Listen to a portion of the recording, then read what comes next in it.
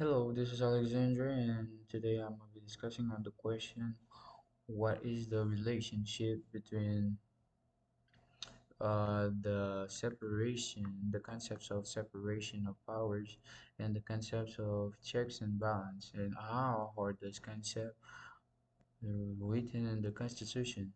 So to start, we have to talk about what are the powers, or precisely what are the branches, to get a better understanding on what is the checks and balance and what is the checks and balance and what is the separation of power and what the relationship is between them.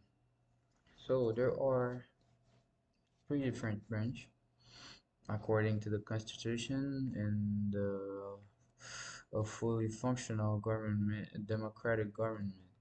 There is the executive, which is composed of the president, his cabinet, the vice president, or prime minister in some cases, and some other federal committees and commission.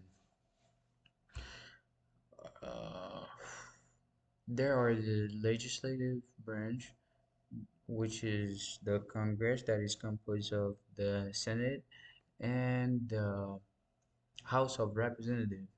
And then we have the judicial branch, that is the Supreme Court.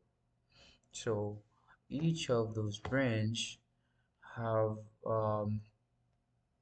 are kind of complementary but very distinct in their duties and the mission that they have to accomplish and the process of governance. So that's where the checks and balance comes in.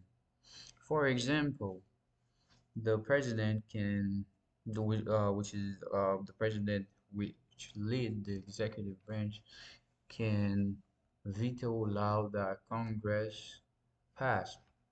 On the other hand, Congress can as well confirm or reject some official or judges that the executive appoint. And the judicial branch on his side can declare laws or executive order unconstitutional based on the Constitution. The judges in the Supreme Court can declare that a law which is made by the legislative branch or the Congress, the Congress, unconstitutional, and then executive order that can come from the executive, the president, unconstitutional. So this is mainly how we can describe the concepts of checks and balance. But now, for the checks and balance to be, I will say, effective, for the effectiveness of the check and balance, there have to be separation of those power. None of those branches should be under the influence of the other, and this is why they are given the ability in the Constitution to limit and avoid domination. So the this mechanism is described in the Constitution in a way that this branch's power is limited by the other, so they all like limit each other from being too powerful to in their um, operational process, and that way they keep the democracy going the way it should be. So these concepts are basically here in a democracy to keep um, every branch powers accounted for. So the executive cannot go beyond a point that is not um,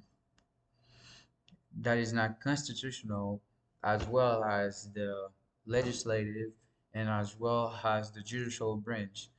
They are balancing each other in a way that they keep the democratic governance going. And yes, this is how I would explain the relationship between checks and balance and separation of power.